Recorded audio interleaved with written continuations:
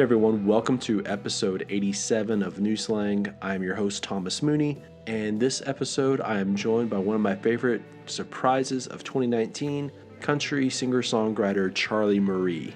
So I think I first came across Charlie simply because I was scrolling through iTunes and was looking at new releases and came across her self-titled EP and decided to go and listen to it.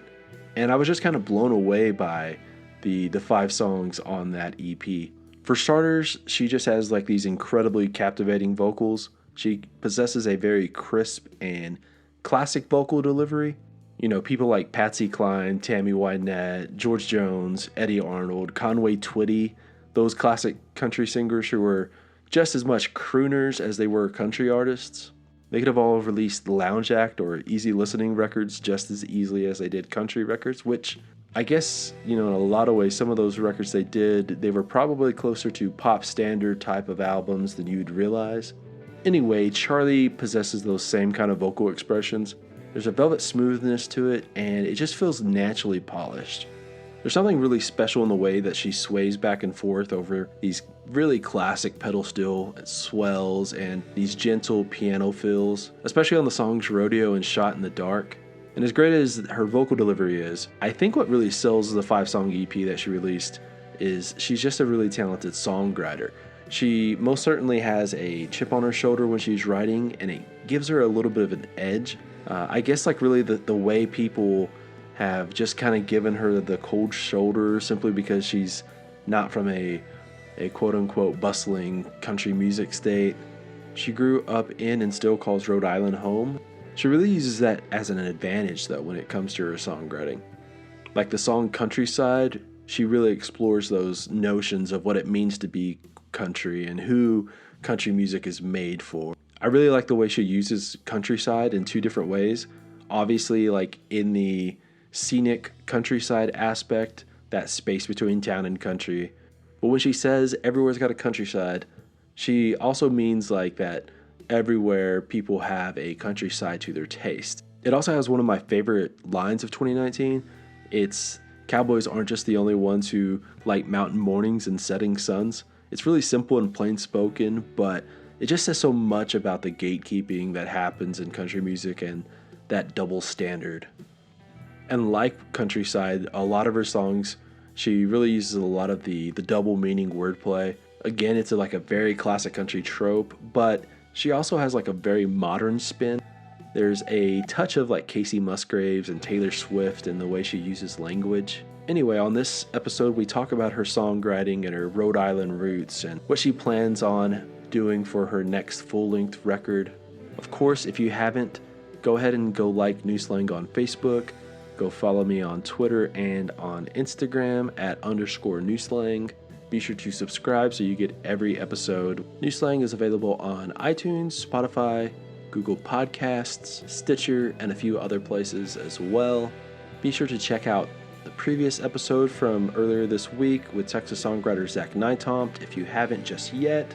Okay, let's go ahead and get on to the interview. Here is Charlie Marie.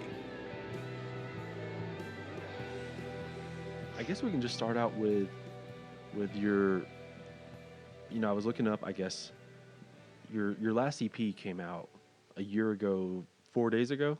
So it's like a year Yeah. and 4 days old. I guess like when I first came across your music was through that EP, and I was just kind of like, oh my God, who is this?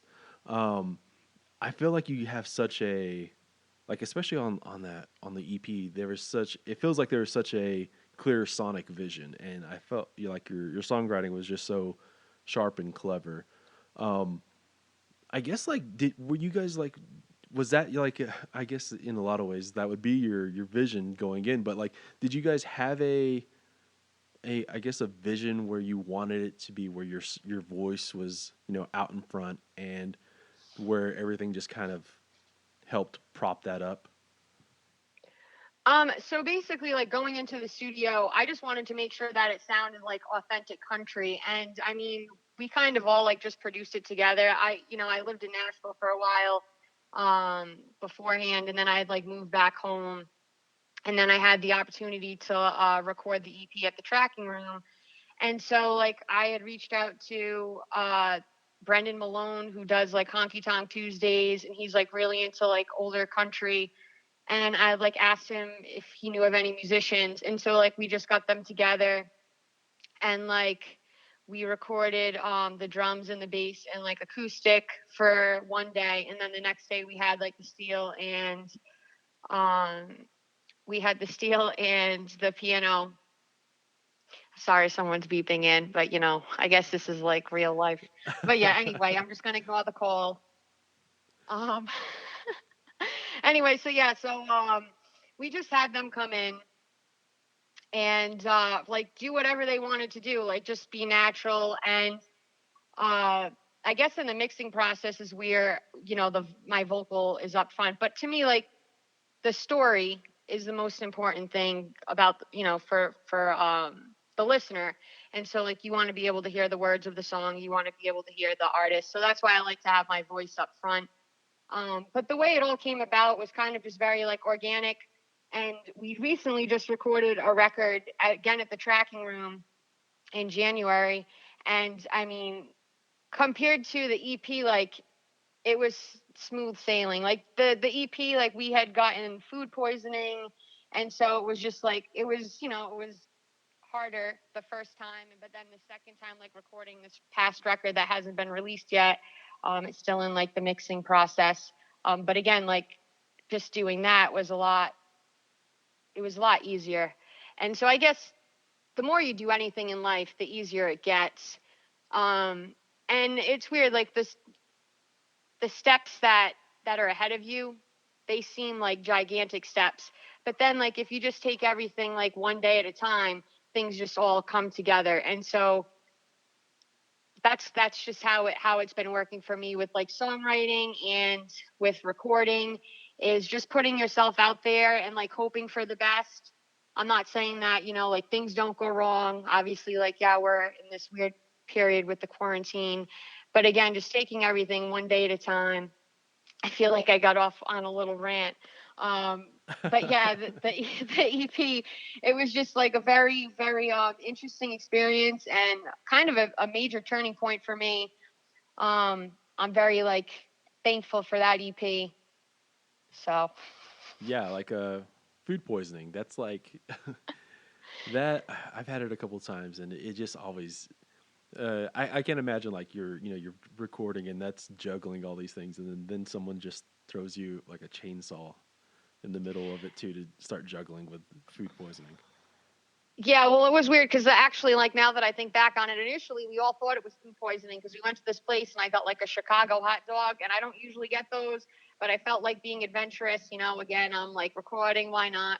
So I had one of those, and then my guitar player, he had like some rap, and he, I guess that night had been sick, and so we all assumed that it was food poisoning, but then actually I think it was the flu, but we were just sick and it was weird. And this last time that didn't happen, so that was a plus. but, but yeah, and like again, just like knowing, like last time, from doing the EP, I was like, okay, these are the things that I would like to improve on if we do a record.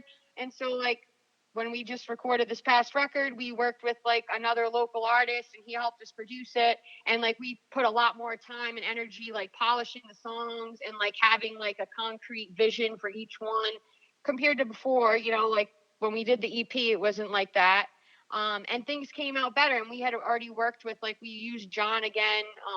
John, he like was the drummer for the EP, but we used him again for the record. And like my friend Ben, he helped us again like record the first EP, and he recorded the record. And again, like just sticking with certain things, this time went a lot smoother.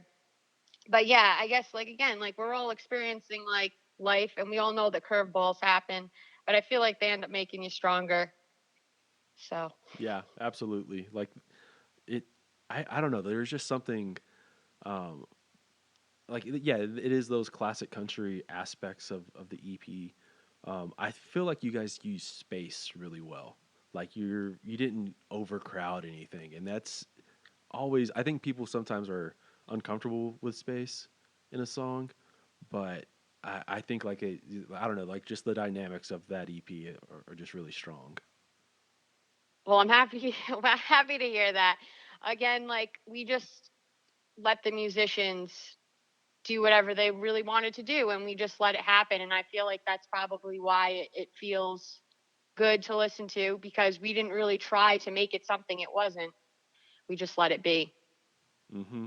Yeah, I read that, or I guess maybe it was like a little YouTube video that you had with you and your grandma.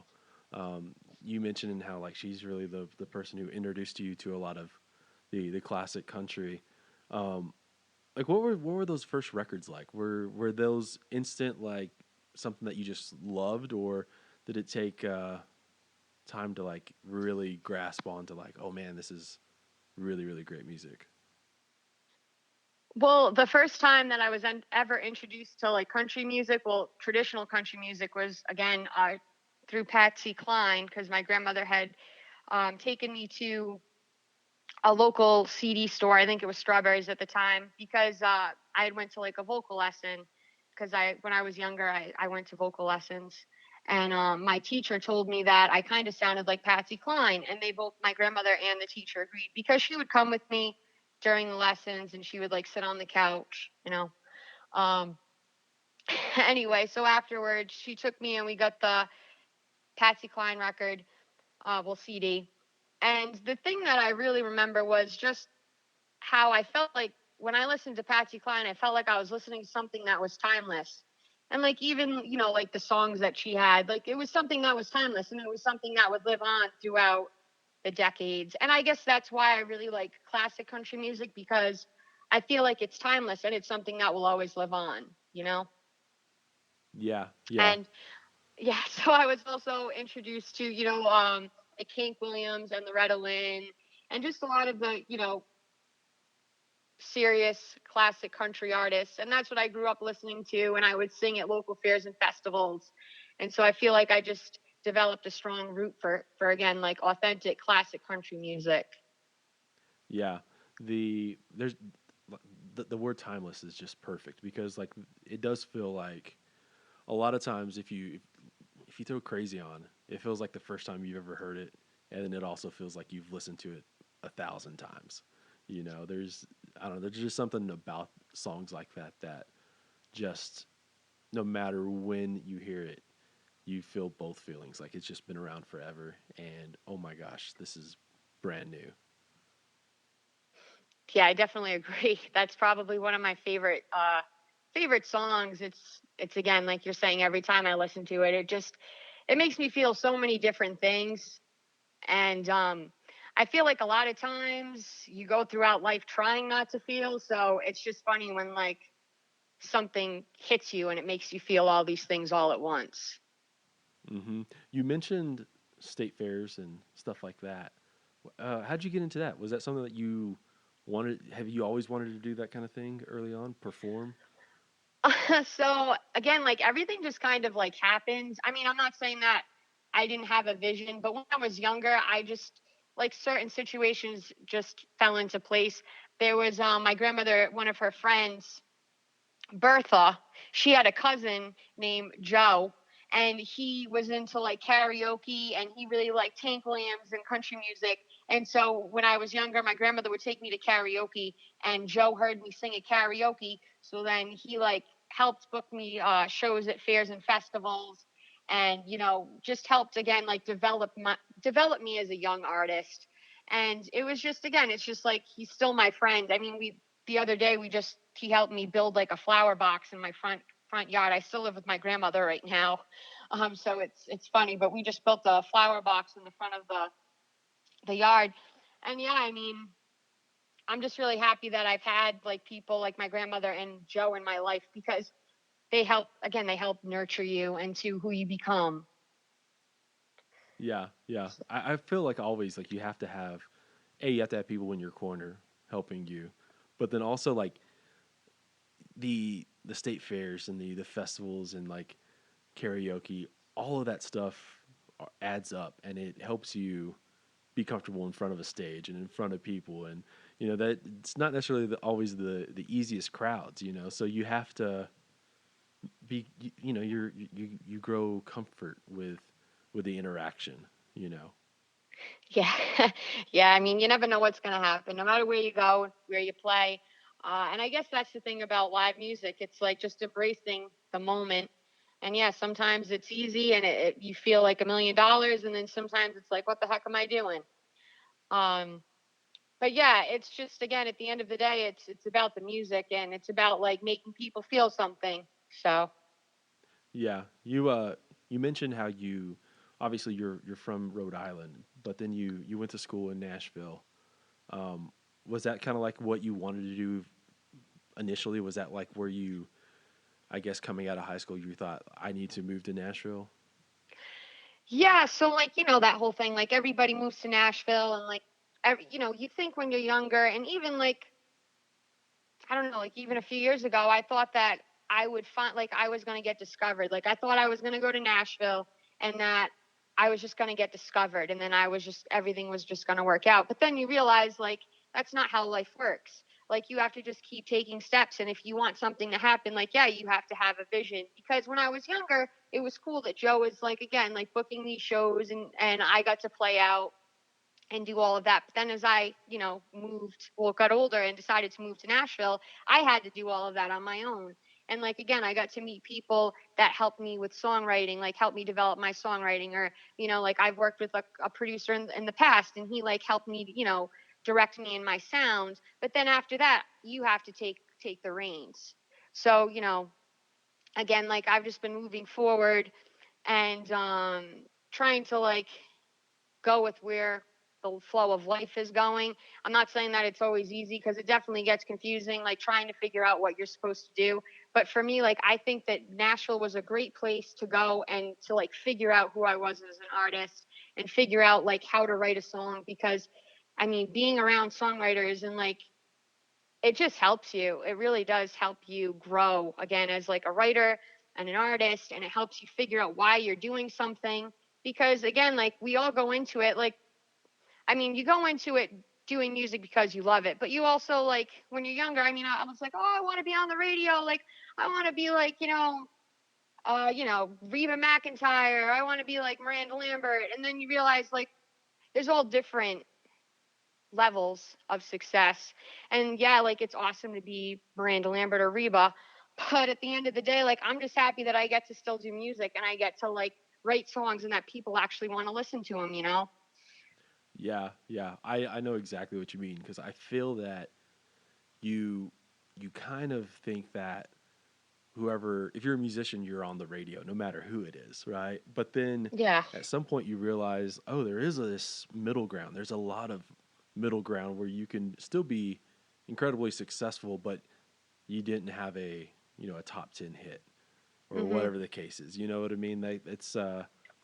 It is interesting to learn because I feel like if you weren't, if your parents weren't in the music business or something like that, you really don't realize that there is that middle ground. You're just kind of thinking that either it's a hobby, or it's top 40 radio. Yeah, definitely. I just think that that's what like most people again assume unless you know how the music industry really works. Uh but yeah, the music industry it's a cool thing and like you said there's like all different aspects to it. I feel like being on the radio is like being in the major leagues, but then there's also like again like Americana radio. That's still like being in the major leagues, but not the same as like being on, I don't know, like I mean, over here it's 98.1. They just play mainly like pop country. I guess I'm assuming an FM station. But yeah, they're just it's all different. And but like again, it's just I'm at the point where this is what I feel like I'm supposed to do. I'm just gonna keep doing it until I feel like it's not. But it makes me happy most of the time. And yeah, like it's really fun writing songs. Like I don't know, like I just started writing songs because I thought that's again like that's what I needed to do. Because when I moved to Nashville, that's when like Taylor Swift had become like super popular and she like played guitar and wrote songs and I thought that was cool. So I was like, well, I need to play guitar and write songs too. And so then that's how I started doing it. But then it's like, wow, I really like to write songs. So thank God for Taylor Swift. Yeah. You I know, it's weird. yeah.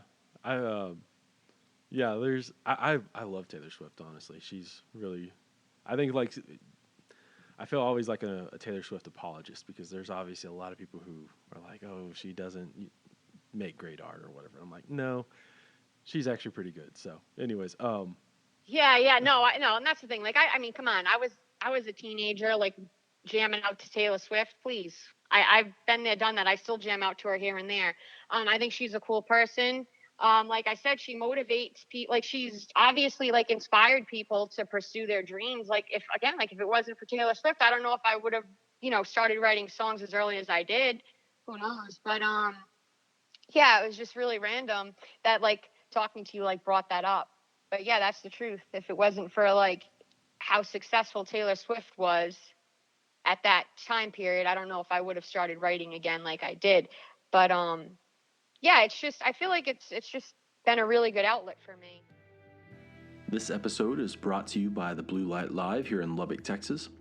Obviously, the coronavirus pandemic has had a massive impact on the music industry and on our daily lives at large.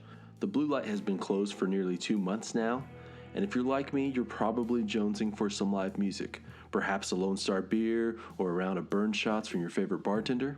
If you're truly missing the place, there are two things you can do. For starters, Lubbock songwriter Charlie Stout and 49 other songwriters have come together for a 50-song compilation called Monday Night Lights. It's 50 demo-style recordings for $50, where all the proceeds will be going to furloughed bar staff at Blue Light Live. All you have to do is head over to mondaynightlights.com. You'll be getting songs from the likes of Josh Abbott and Wade Bowen and William Clark Green, to up-and-comers like Slade Coulter and Morgan Rutherford, to Blue Light singer-songwriter competition winners like Juliet McConkey, Isaac Hoskins, and Kenneth O'Meara. You'll recognize a whole lot of people on this list, just too many to name right here. Trust me when I say you will want to get Monday Night Lights. It's just an incredible collection of incredible songwriters. There's also some pretty cool limited edition poster prints that Charlie has for sale on the site, where those proceeds will obviously be going to bar staff as well. And we will probably end up having some other cool items listed on mondaynightlights.com as well pretty soon. Again, mondaynightlights.com. We've already raised a good chunk of money so far. We're super proud of how this all came together and proud of how many people have shared the compilation and everything. But as you know, more can always help. And of course, head over to bluelightlubbock.com, click on the merch tab. They have koozies and t-shirts and caps. I swear, if you put on a blue light cap and a t-shirt, it almost feels like you're there if you close your eyes, especially if you've already thrown on the Monday Night Lights compilation. Okay, back to the episode. Even like now, like I've been trying to write. Sometimes you write a good song. Sometimes you write a song. You're like, ugh, I'm not going to show this to anybody. Yeah, well, I always kind of think that even the half songs or the songs that you wind up finishing but you're not going to show, it's all part of that step to get to a place of a song that is meaningful. You know, there it's I guess like right now, like with the quarantine, with isolation, all that kind of stuff. How has that affected your songwriting? Have you kept up at the same rate, or is it more, or what? How is that now? Well, it's just been weird, like the whole quarantine experience, because I feel like it's been very up and down for me. I'm assuming like that's how it's been for most people. But at first it was just awkward. And so like at first, like I wrote a couple of songs, like I wrote a song that I really like. And then there was like a kind of a period where I just kind of felt like emo, because it's kind of like, oh, this is not like it rained all the time here for like 2 weeks. And it's just like, oh, this is kind of depressing. And so, like, for me, like, if I feel depressed, it doesn't make me want to write a song.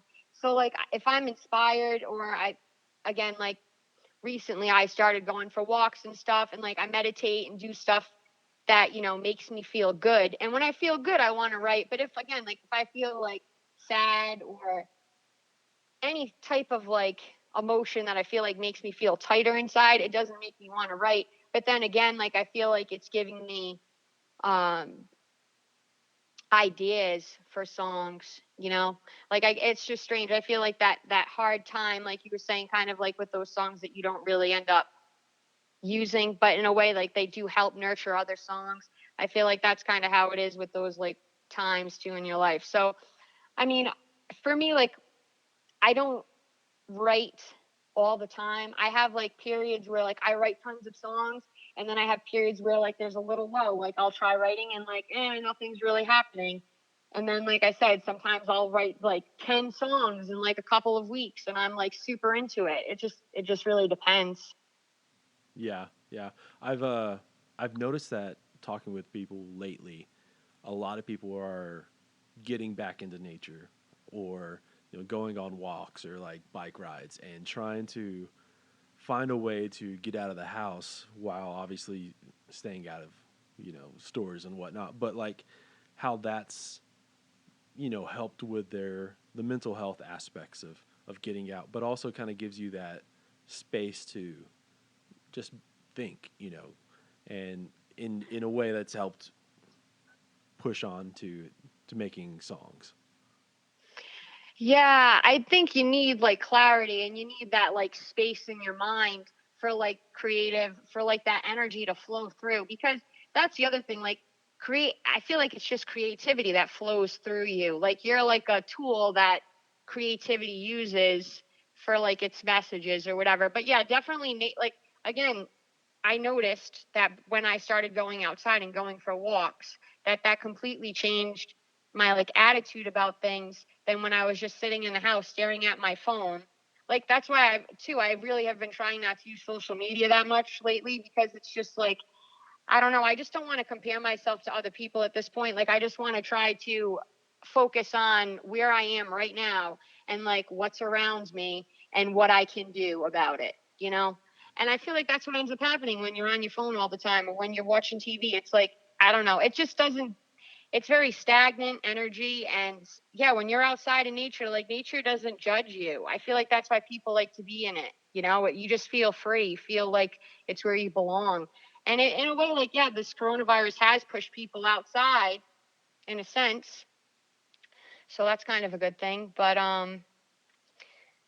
yeah, Yeah, going for walks. yeah. Well, the thing is, I have noticed that too with like obviously like social media. There's like so many great things about it, but then also I think people have a tendency to uh, for lack of a better way of putting it, like trying to keep up with the Joneses. You know what I mean? Where like Yeah. you can easily get into your own mind about, oh, this person's more successful or this person's like Mhm. living a better life, and just Yep. sometimes setting the phone down and getting away from Instagram. You got to like realize also like people aren't posting the bad shit in their lives on, No, no, you no, know what I mean? So exactly. like No, it's seriously. yeah. But I don't know. Like I don't know if that's going to have like a greater effect on future generations, because I've noticed like a lot of songwriters and artists can sometimes get down on themselves because they don't think they're not being as successful at the same rate as some of their contemporaries, and it just kind of Yeah. breeds bad energy. So Well, that's the thing. Like, your mind is an interesting thing because it's great. It's an awesome tool. But, like, again, when you're stuck in the house and you can't play shows and you can't see the people that you used to seeing, it's like, yeah, it's very like easy now for those like thoughts that you would probably just like push away, like push aside, to like, yeah, like stay longer and make you feel like, ugh, like it's more of a dark cloud. But that's why, like, when you start to feel that way, I'll just go outside. I'm like, I'm not gonna look at my phone and compare myself to people, because it doesn't matter where someone else is. It only matters where I am right now. And like, at the same time, like, we're all growing at a different rate, and we're all where we're supposed to be. And that's the thing. Like, it's very easy to compare yourself to others and think that you should be different or someone else should be different. But at the end of the day, like, it's a waste of energy. So yeah, I've just been, again, trying to like just shift my focus to like spending time with my grandmother and like actually trying to be present for most of the time instead of like thinking about where I need to be. And so I guess that's kind of another positive about the coronavirus, because now it's like I don't know what the future holds. I mean, I had all these plans. I had like all this stuff already lined up for this full entire year. And now it's like I have no idea what's going to happen. Like I don't know when I'm going to release this record. I don't know. I mean, I'm excited. I think it's really good, but I want to make sure that when I put it out like it's the right time, you know? But Yeah, it's just again, it's like a reality check. yeah. It is interesting about how, like you don't want to lose momentum, you know what I mean? Or you don't want something to be overlooked. And I've talked Mhm. with a lot of people about recently who have been putting out records that either had it all lined up and ready to go right before the quarantine happened, or Mhm. that it was like in the middle of it and it was just kind of like we've already hit go. And there's been mixed thoughts on should I have held back on it, or should I have did we make the right decision, yada yada, all that kind of stuff. And it's just it's weird to just take a giant break in life where Mhm. everyone's on a pause, but also obviously not paused. Yeah, So that's the thing. That is the thing. Because that's the thing. Like again, we've been paused for quite a while now, and I'm sure we're going to be on pause for you know some more time. But yeah, I mean, I'm trying to come up with like new plans and just again like work with what I have now. Like some of the things that I had in mind aren't probably going to happen, so I'll have to do something different. But like that's the nice thing too about like I'm not signed to like anything. Like I'm not on a record label. I'm not like I don't have a publishing deal. Like I'm just free as can be, like so I just basically do whatever I want to do, but at the same time that's kind of like hard too because like how your mind works, and it's another aspect where it's like am I doing enough, am I not trying hard enough. um so yeah, I don't know, like I think I'm just gonna again I think what my next step would be, because like, originally I wanted to put it out in October, but I feel like I'm not going to be able to do all the stuff that I wanted to do now. So maybe I'm thinking the spring of the new year. So I think I'll be able to like do all the promotional stuff, hopefully, that I wanted to do, and that way it has more of a shot. Because before, like again, like now that this all happened, it kind of like put a big monkey wrench into that whole yeah, like machine that I had going. So yeah, yeah. The only um, suggestion I always have is like okay. don't ever put it out in December because it gets lost No, no, no. That's and why I didn't yeah. want to put it out in December, because I know Christmas would screw me. I was like, yeah, I'm not putting it out in December. So that's why I thought I would, like, my original plan was I'm like, oh, I'll put it out in October. I'll have a single in July, August, and September. Bam, October, right before Thanksgiving and Christmas, like right before that. You know what I mean? But then I was like, nope, I think I'm going to wait till the spring now. So, Yeah. Another yeah. aspect is if you put it out in December, it gets lost in the wash of like best of end of the year list Oh, kind of stuff, and yeah, it just, okay. but Ugh, yeah. yeah.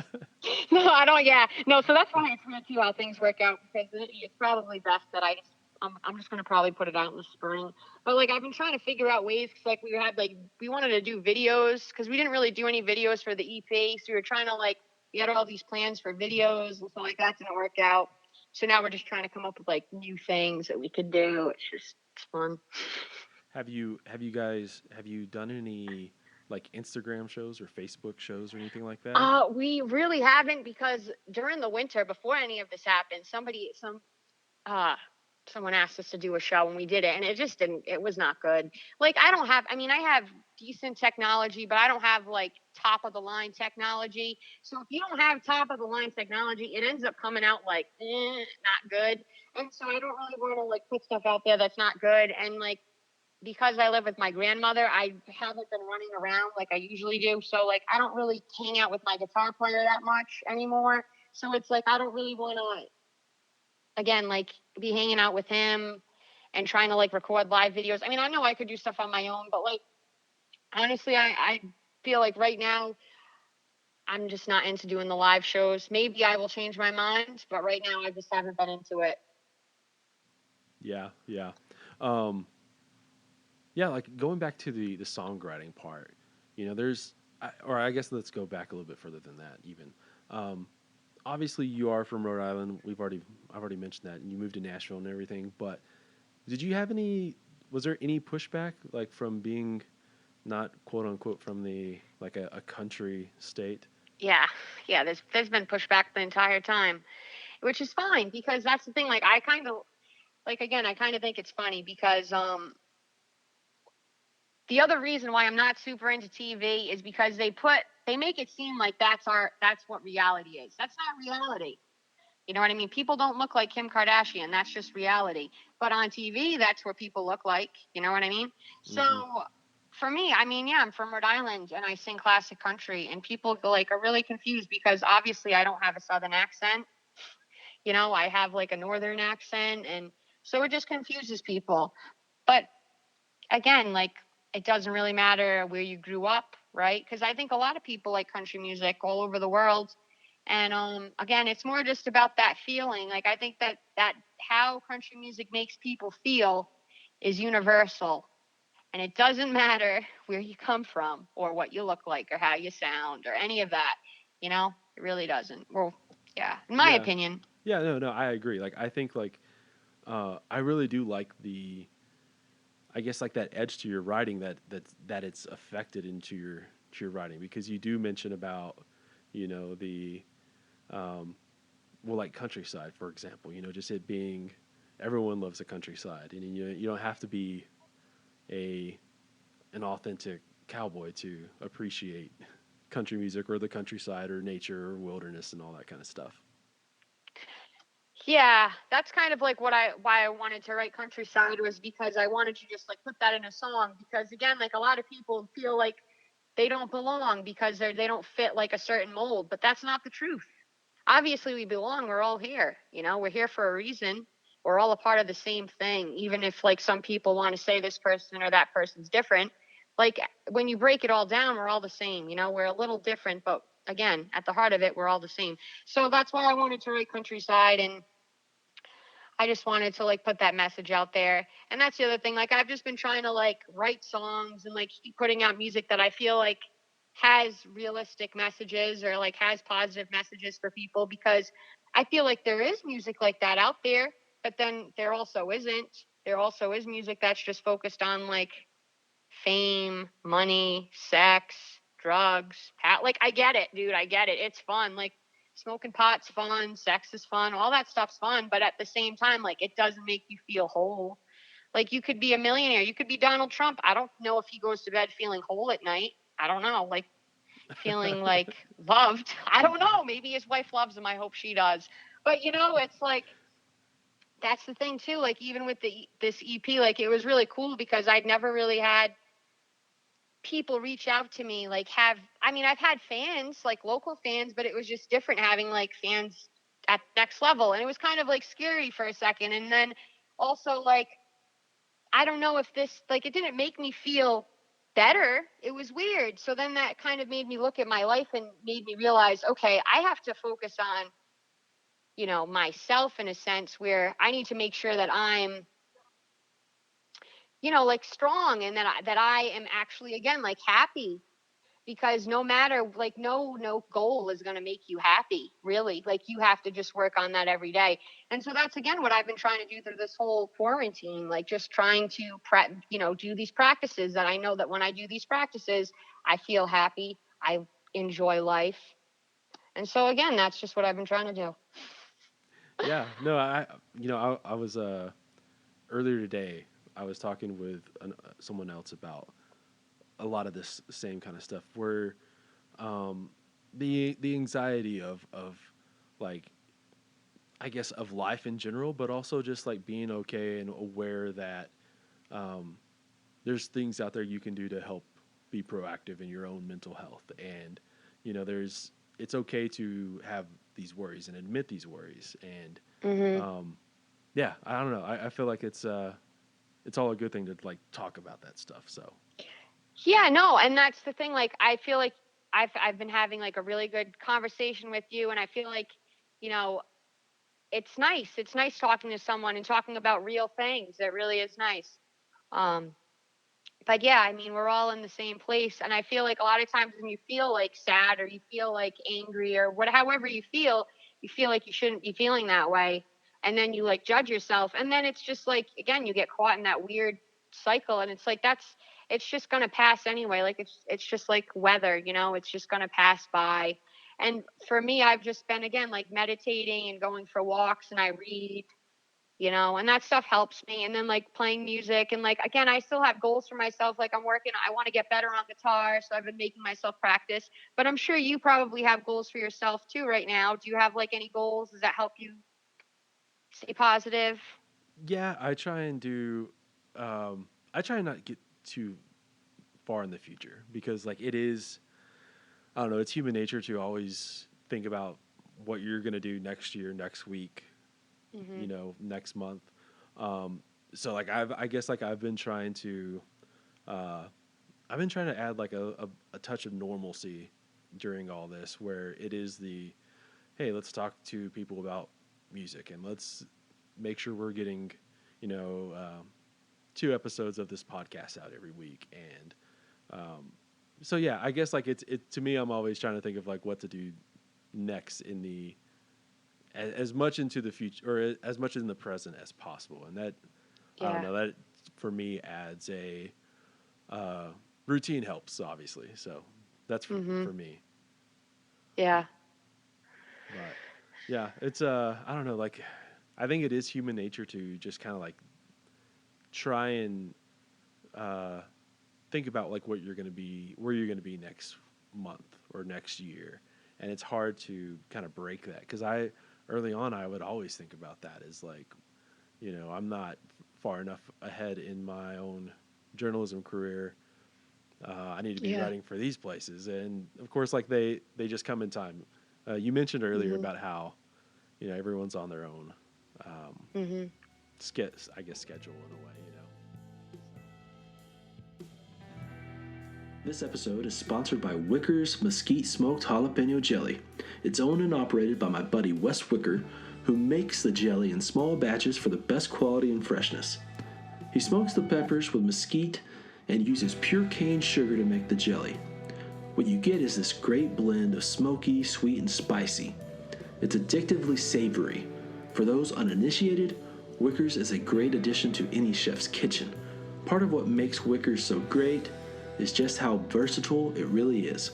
For starters, it makes a great meat glaze. Throw it on a batch of hot wings, use it on some pork ribs, some pork chops, really whatever you can think of. Eat it on biscuits, cornbread, bagels, or toast. Throw it on a ham or turkey sandwich. Another super simple but effective way is to get some cream cheese, throw some Wickers on top, and then grab your favorite cracker. Wickers is currently stocked at a handful of places in Lubbock and on the South Plains, as well as some Fort Worth and DFW locations. But the easiest way to get your hands on a jar is to head over to wickerstx.com. That's WICKERSTX.com. I'll throw a link into the show notes for good measure. They currently come in 2 varieties, original and now hot, if you need just a little bit more kick in your bite. You can order anything from 1 jar to a case of 12, whatever fits your needs. Again, that's wickerstx.com. Okay, back to the show. I was gonna say though, like getting back onto your songwriting, I don't know, like I just love um, there's no really other way to put it. Like you do have a little bit of a, some attitude. I kind of like the like the attitude in these songs, the snark and like the cleverness, the um, again going back to the like just because you're wearing an open road doesn't mean you're like a real cowboy. Yeah, yeah, no, no, no, I get it. No, I get it. Well, it's just I feel like I'm just writing songs that I want to hear. I feel like that's kind of what I started doing. Because again, when I lived in Nashville, everybody when I first moved there, they were like, "Oh, what's your sound?" I was like, "I have no idea what my sound is." And then I just, started writing with people, and then, like I wrote a couple of songs that I was like, "Wow, I feel like this is what my sound is." And then when I had opportunities to write with really good songwriters, and they teach you how to write a good song. But then, like, I moved back home and I just started writing a lot on my own. And, yeah, I mean, I just try to write songs that I want to hear. And I like having a little attitude again, like, I try to be as nice as I can be, but there's a side to me that push me enough, like I'll bite, like bite back, or, you know, Yeah. but I try, again, I try not to, I don't want to feed that part of myself. Like I want to try to be like chill, so I guess that's probably why it comes out in some of my songs. Maybe that's how I'm releasing it. But, my family's pretty intense. Like New England is a pretty intense. So maybe that's just why. I don't know. But, yeah, Do you I think don't that know. is part of it? It's I don't just, know. I've never it even been up there. probably is. People here, they're cool. Like they're very intense. I feel like very intense. But again, like even down south, like people are intense in a different way. Like when I go to Nashville, we always stay with this guy named Otis. He lives out in Ashland City. And I feel like, some of the drives and the back roads, I feel like I'm on Lord of the Rings. It's really nice. And he is like intense in a nice way, like in a genuinely nice way. And it's different. He's like one of the nicest guys I've ever met. And so, yeah, like everybody's, I guess, intense in a different way. But I guess up here we're a little angsty. I don't know. Maybe it's in the water. Yeah, the water or the. I guess it's cold up there too. It's Yeah, not really dude, the cold weather here, is so. like all over the place. It was supposed to snow on Saturday. I don't know if that's going to happen. Who knows? Yeah, that's here in so I live in Lubbock, Texas, and it snowed like a month ago, and then we had like our highest high within the Oh, same wow. month. So it nearly got to 100. So it's been just weird. Yeah. So I don't know what else to say, but Yeah, it's usually it's weird. just so hot out here and windy. So um, Yeah. I was gonna ask you, what's your typical kind of what do you prefer when you're writing? Do you prefer like a notebook and pen, or are you the laptop in front of you? What's your kind of your go-to space? So, like, I like to just sit on the front steps at my house, and I'll just like have my like iPhone next to me, because I like the iPhone because it has that little voice thing, the voice memo. So for me, like even that's probably like my handiest tool is that voice memo thing. Because even if I'm in the car and sometimes like I'll have an idea, I can just record the melody and like the words. And so yeah, I usually just use notes and I like type in the lyrics and then I'll just like record the melody, and then like I'll just like be revising the song as I go along. And then it is pretty cool that again, like I live home, because like I'll show the song to my grandmother, and then I'll show the song to that guy Joe, and we'll see what they say. My grandmother's usually the toughest critic, as again you probably saw in that video. But like I'll come in and show her something, or even my mom will be like at the house or something, and she'll be like, "Yeah, I'm into it," or "No, I'm not." And so I kind of gauge it off of them. But yeah, that's kind of just how I go about it. Is I'll just have like an idea, and then sometimes too, like even lately, like I'll have an idea, but then I'll start writing it, and then I feel like I get an even better like concept. So and then I'll just rechange the whole. I'll like change the whole song. But it's nice having those two tools. So my iPhone, the voice memo, and the notes on that to use. I feel like that's the only thing I really use. Yeah. And my guitar. My guitar is there too. But yeah, like uh, sometimes I feel like the guitar is really helpful, and then sometimes I feel like it limits where the melody's going. So it just really depends on the song. And also, like I'm sure that you've heard this, like when talking to other writers, but sometimes you write a song and it's just like, damn, it's done. Like it just comes to you in like 10 minutes. And then other songs, it's like you have to keep like editing them, and then eventually you get it the way you want it to be. But yeah, that's kind of how it works for me. Is that how it is too? Like when you're writing, like if you're writing an article about someone, or Yeah, what I try and do is, um, I mean, it's always just hard to like stare at a blank paper. So like, I try and not do that as much as possible. I'll try and have like just even just little bullet points of ideas that I want Mhm. to say. Um, but if I'm having trouble, I'll get up and get away from the computer and just have a notebook and pen and try and write it out that way. Or okay, there's like a lot of just I feel like dumb tricks I try and pull. Uh, like I have like a notebook on my or a notepad, I guess, on my Mac, constantly open. Where if something comes to me like just a descriptor of sorts, I'll have it like a just written down there. So if I do come up like, where I'm just having trouble, I'll go to that and kind of look on there and be like, oh yeah, well that's a good way to describe this person or whatever, and it kind of Mm-hmm. helps. And yeah, I don't know. It's just I feel like we always like the what I'm doing is not art, but what I'm doing is it's still like this process of trying to come up with something that's not there before. And so like I No, feel like yeah. I feel like we all are in that um I guess like I have that unsureness in us where you go like, am I going to be able to do this Mm-hmm. again? No, I know. Dude, I feel the same way. I feel like, am I going to be able to write a song again? Like that happens to me a lot. Like I'll go through periods, like I said, where I'm writing, and then I'll go through periods where it's like it's hard for me to write a song. But at the same time, I feel like you're kind of like you kind of do the same thing I do. Like in a way, you're writing like you are creating art. The only thing I guess you're not creating is like music to it. But it's still like a form of art. Um, but it's good. Like it's really interesting too. Like that's why reading is helpful too for writing, because like when you read and you see how someone like describes something with words on a piece of paper, it's like it's really a talent, to be able to do that. So Hmm. Yeah, I was talking with someone earlier about how I feel like a lot of people who are creative, they kind of read on like two different levels in a way when they're reading a book or a novel or whatever the case is, and that's like where you're reading for the story, but then you're also reading how that person uses language, and like wow, that's interesting. they're like the phrasing, and I don't know, like just the tempo of like I feel like even if there is not music with a book or something, like you do Hmm. feel a rhythm to it.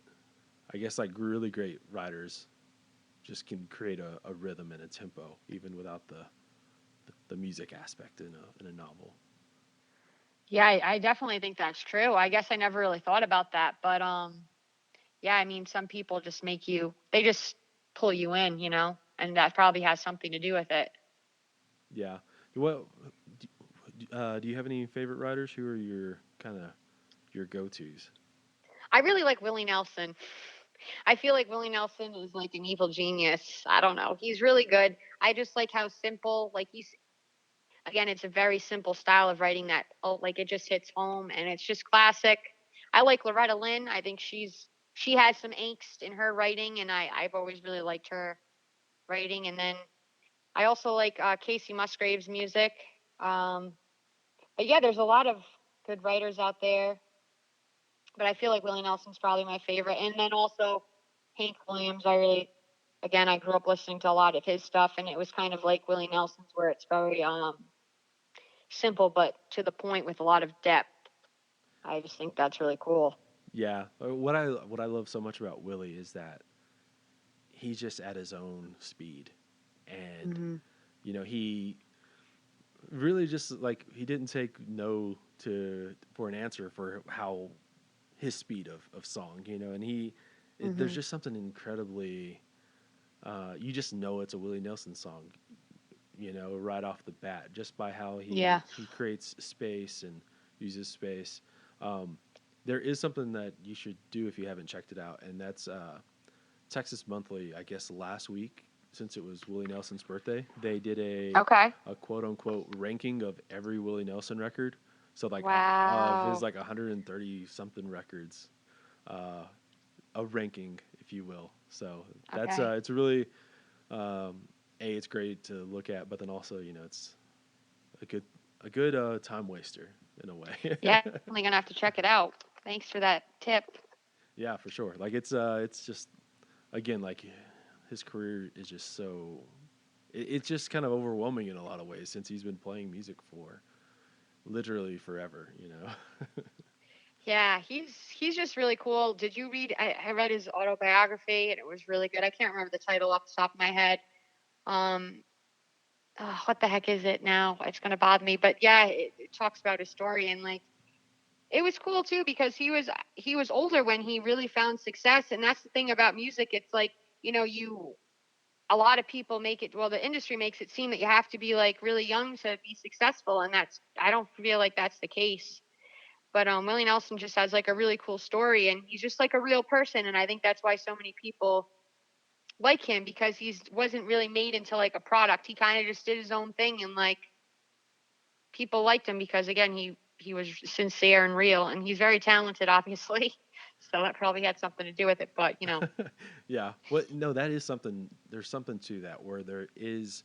Once you realize like how much older people are when they hit um, critical and popular success, you realize, oh, like there still is time for me, you know, because like yeah, I can't remember what it was. I guess I was looking at. I was talking with my grandmother actually about Willie Nelson and how uh, he was like in his mid 30s when he released Redheaded Stranger, you know. So like, there is like hmm this, you know, there's time yeah, for you to like be successful. It's not like a where these people are just releasing records when they're hmm 20.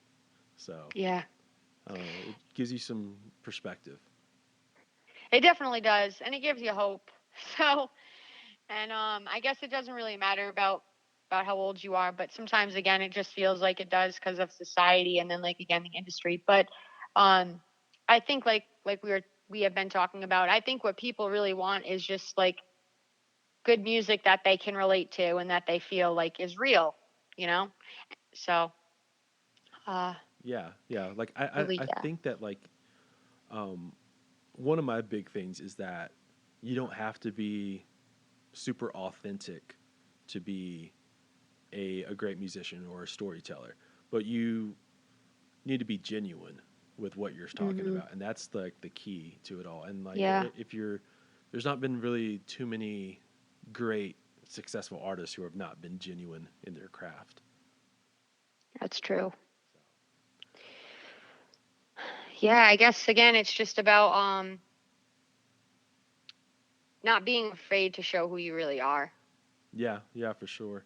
Um, yeah, I think like you this like I said like when I first heard you, I just there was just something really genuine about your songwriting, and I loved like just uh, how really clever you were in a lot of these songs, where you just kind of um, aren't ashamed of like where you're from or like how you know the I guess aren't afraid to show that it's okay to be from. You don't have to be from Nashville or from the South Yeah. or from Texas to be a country artist.